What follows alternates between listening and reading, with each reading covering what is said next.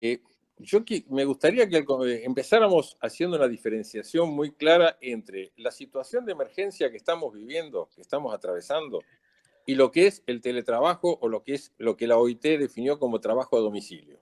Ujú. Porque una cosa es el concepto de trabajo a domicilio que está vinculado con la aparición de nuevas tecnologías, etcétera, y nuevas modalidades de la organización del trabajo, que es cierto, viene desde hace mucho tiempo. Pensá que el convenio 177, que de la OIT es del año 96, que la Argentina adhirió al mismo y lo ratificó en el año 2003 a través de la ley 25.800, y que tiene una historia, tiene un trabajo y tiene un desarrollo. Nosotros hemos participado. En el ámbito del Ministerio de Trabajo se formó una comisión con la UIA, con la CGT. Luego se creó, durante la gestión de Tomada, una unidad de teletrabajo que coordinaba una licenciada, Viviana Díaz, en la cual nosotros participamos durante mucho tiempo. Se han hecho charlas, se estuvo analizando el tema.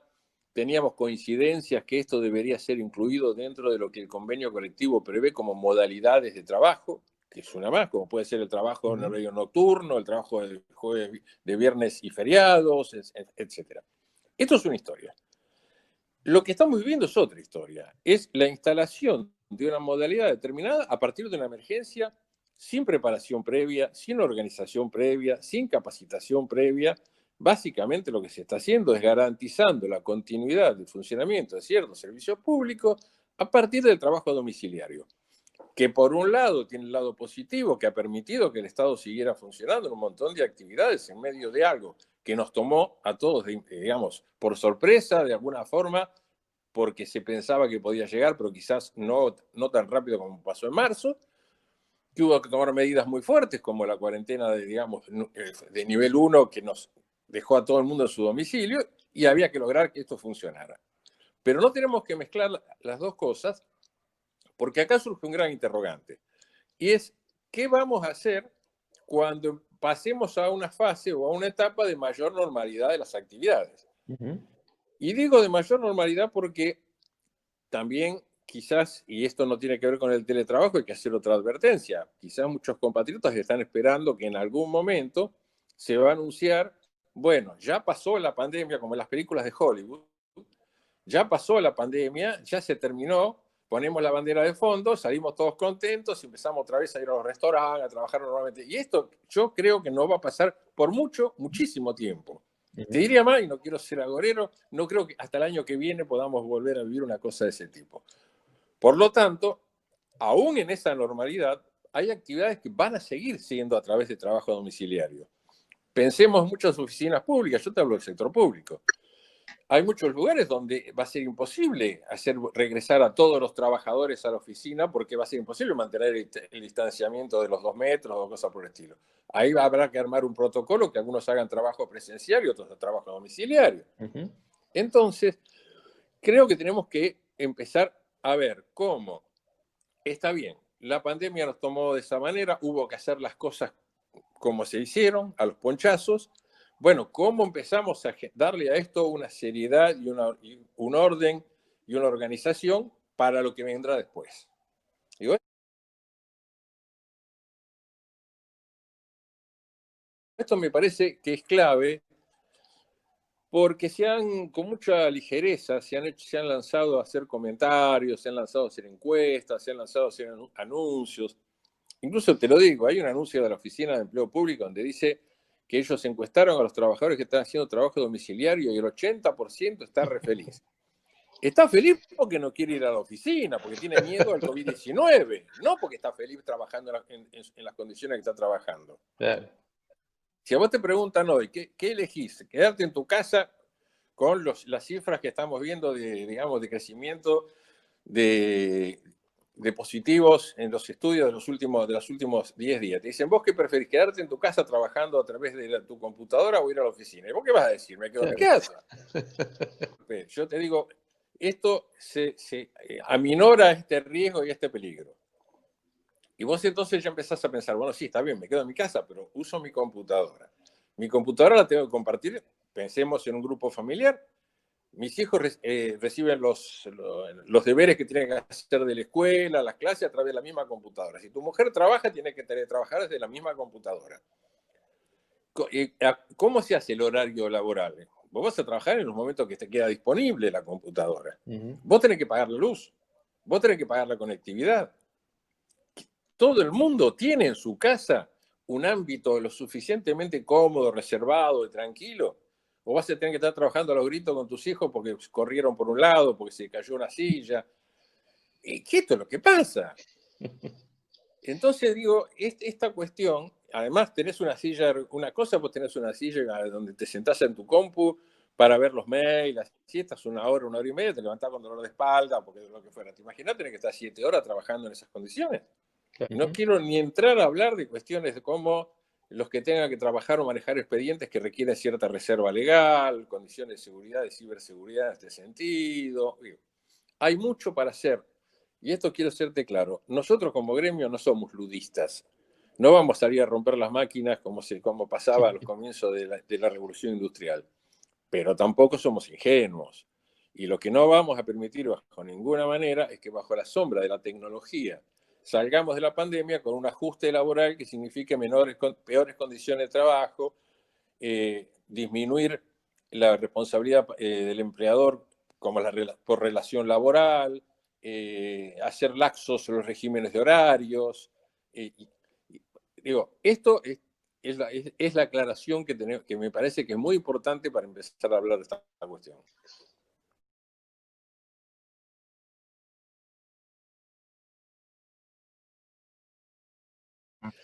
A ver, yo quiero incorporar un concepto. Sí. La economía mundial viene viviendo una crisis que es anterior a la pandemia. ¿Sí? La caída de los precios del petróleo, todo eso no fueron por la pandemia. Viviendo Europa o Estados Unidos es anterior a la pandemia. Y nosotros veníamos hablando hace mucho, y ustedes lo saben, porque ustedes, Fernando, yo sé que vos lo has planteado muchas veces, que acá hay un debate de fondo que era si el ajuste económico que se venía a nivel mundial lo iban a seguir pagando como siempre los trabajadores, con mayor niveles de exclusión, mayores niveles, digamos, de pérdida de inserción social, o de alguna manera íbamos a redistribuir un poco las cargas. Esto se venía conversando. Creo que la pandemia ha acelerado y ha profundizado este debate y en el fondo lo que subyace es esta cuestión. Uh-huh. Se habla mucho de, volviendo, digamos, tomando como ejemplo el teletrabajo vinculado con lo que vos me planteas, Javier, el tema de productividad. Nosotros estuvimos trabajando mucho buscando artículos y buscando estudios acerca del incremento de productividad por aplicación del teletrabajo. Si vos entrás a un buscador y en el buscador de tu compu pones productividad y teletrabajo, lo que te aparece en el 90% es coaching. O son empresas que te asesoran para hacerlo. El único, que incluso salió en un diario, el único estudio más o menos serio, se hizo en el call center de una empresa china. Lo hizo la Universidad de Stanford con 16.000 trabajadores. ¿Cuál es lo paradójico de la conclusión? Llegaron a la conclusión que la productividad aumentó un 13%, exactamente la misma, es el mismo porcentaje de incremento de las horas trabajadas. Realizan que en Estados Unidos hay muchas empresas ahora que están interesadas en mantenerlo porque, claro, con lo que sale el alquiler de una oficina en Manhattan, ellos prefieren no tener que pagar un alquiler de una oficina y que el trabajador trabaje desde su domicilio. Claro. Pero lo que están pensando en el fondo es que con esto reducen no solamente el costo del alquiler, los gastos de electricidad, los gastos de pagar una conectividad, el gasto de renovar un hardware, y una serie de cuestiones que se los trasladarían al trabajador. Entonces, sinceremos la cosa, no estamos hablando de un incremento de productividad, estamos hablando de un incremento de ganancias de un sector a costa de trasladarle, digamos, los costos laborales y los costos de funcionamiento al trabajador. Uh-huh. En lo que hace a productividad del trabajador, está demostrado que el trabajador en relación con sus propios compañeros de trabajo, discutiendo los mecanismos, la forma de trabajo, la organización del trabajo, se generan mucho más aportes, y nosotros lo sabemos perfectamente, esto que si el trabajador está en su casa, hasta pierde sentido de identidad y de pertenencia con el lugar donde está trabajando. Y después discutámoslo seriamente, muy seriamente. Acá hay cosas muy complicadas de las que nadie habla. Vos sabés que muchas empresas, para esto del teletrabajo, le han instalado ciertas plataformas a sus trabajadores, ¿no? Una de esas, por ejemplo, es Zoom. Vos sabés que con el Zoom, si vos no apagás la aplicación, digamos, sí, apagás la aplicación, la sacás. se mantienen y a vos te pueden estar controlando desde la empresa y puedes estar viendo a qué otros sitios entras vos en tu computadora, cuántos usan la computadora, qué disponibilidad de tiempo le dedicás vos al trabajo frente a la computadora. Esto puede parecer normal como control. Bueno, yo te digo, hay una empresa norteamericana, Hubstaff, que desarrolló un software que cuesta $7, entre 7 y $20, que te permite, instalado en tu celular o en tu computadora, que el empleador vea no solamente en cada momento del día qué sitios estás, qué estás viendo, qué tiempo estás activo, qué tiempo de uso tenés en el teclado, en el mouse o donde fuera, y hasta tiene geolocalización, como muchos celulares de hoy en día, pero le permite al empleador acceder a tus charlas privadas y hasta puede tomar capturas de tu pantalla de computadora a través de esa aplicación. Entonces, ojo, estamos incorporando un tercer sistema, que es la invasión a la propia privacidad de las personas. No por hacer dramatismo, porque son cosas que van íncitas con incorporación de tecnologías y de cosas por el estilo, y que requieren un debate muy serio, muy profundo. Y en esto también quiero ser claro, muy serio y muy profundo, y que creo que debe darse indefectiblemente a través de la negociación colectiva. A mí me parece bien que el Congreso de la Nación legisle, como lo está haciendo, ciertas condiciones para instalar este tipo de modalidades de empleo. Pero en lo personal, como un abogado que soy y que vengo del mundo de laboralista y además también desde el punto de vista del sindicalismo internacional, hace 30 años que los sindicalistas y los abogados laboralistas venimos pugnando para que las relaciones laborales se desarrollen a través del diálogo social, a través de la negociación colectiva y a través de la realidad de este pulseada permanente entre empleadores y trabajadores, y no de lo que nosotros denominamos normas heterónomas, o sea, que sean los estados los que se arrogan esta facultad. Porque el mundo cada vez es más complejo, las actividades son cada vez más complejas, es muy difícil caer en una casuística normativa donde vos tenés 7 hojas de artículos, 423 artículos donde puntualizás cosas que luego es una normativa prácticamente inaplicable, que luego empiezan las excepciones, cuando vos lo que tenés que hacer es garantizar, sí, que exista la negociación colectiva, que funcione la negociación colectiva y que sea a partir de ahí donde se regule la aplicación de todas estas nuevas tecnologías y estas nuevas incorporaciones. En relación a la privacidad, están apurando la aparición del famoso gran hermano orwelliano o el panóptico, ¿no? ese sistema de control. Y con respecto a la individualidad, al individualismo, yo me acuerdo con vos, Fer, muchas veces hemos dicho así en charlas en distintos lugares que poco a poco hemos ido avanzando a que el individuo se vaya encerrando en su propio lugar. Entonces, digo, hoy por hoy alguien puede nacer en una clínica privada, morirse y que lo entierren en un cementerio privado, vivir en un barrio privado, hacer las compras a través de su computadora y que se las lleven a su domicilio.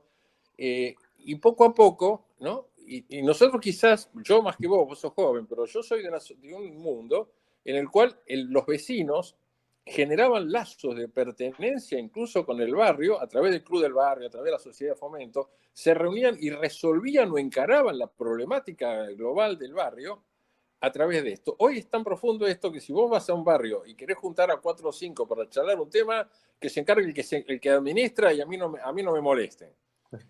Es muy serio. Estamos entrando en la última de las esferas de socialización de los individuos, porque a fin de cuentas el individuo se socializa en la familia, se socializa en la escuela y se socializa en el trabajo.